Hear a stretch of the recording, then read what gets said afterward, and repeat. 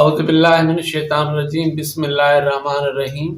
मां आहियां मोहम्मद सुलेमान आरी जो अॼु 22 अप्रैल 2025 जो ॾींहुं आहे। ऐं जो असांजो मौज़ू आहे ॻोठ ख़ैर मोहम्मद आरीज़ा जूं पुलिस खाते में शख़्सियत। इम्तियाज़ अली मंगी SHO, Alauddin Sheikh DSP,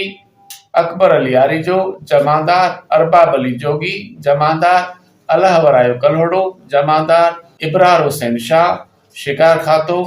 Iltaf Hussain Shah ETO excise taxes, Bashir Ahmed Shah ASI, बंद अली कोरी,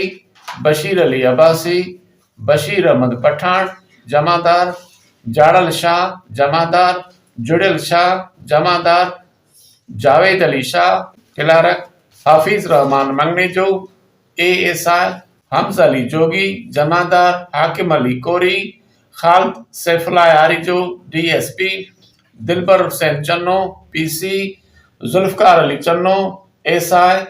रुस्तम अली पठान जमादार, रांझन अली कोरी जमादार, रुस्तम अली बहरेन आरीजो जमादार, राशिद अली खुआरो पीसी, सिकंदर अली चन्नो शहीद, सिकीलदो कोरी, सुधीर अली जोगी पीसी,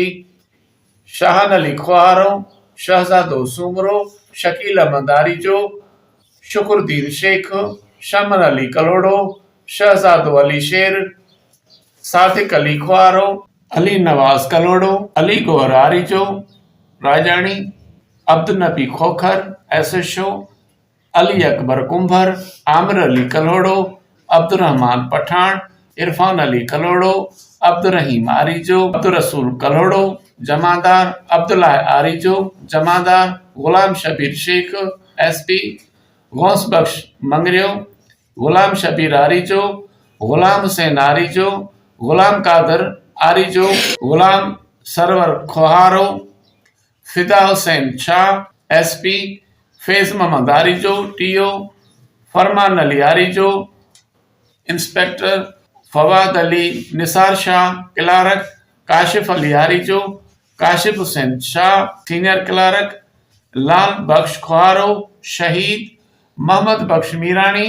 मोहम्मद उर्फ पीर बख्श आरीजो, मजहर अली शांगानी आरीजो, मीरल आरीजो, मोहम्मद आरीजो वहाण, मजहर अली पठान, मोहम्मद मिठल खुआरो, मंजूर अली जोगी एसआई,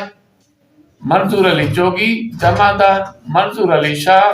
शिकार खातो इंस्पेक्टर, मंजूर अली गिरोही, वडेरो नेमतुल्लाह आरीजो, नज़ीर अहमद गिरोही, नज़ीर अहमद आरीजो, नज़ीर अहमद कोरी,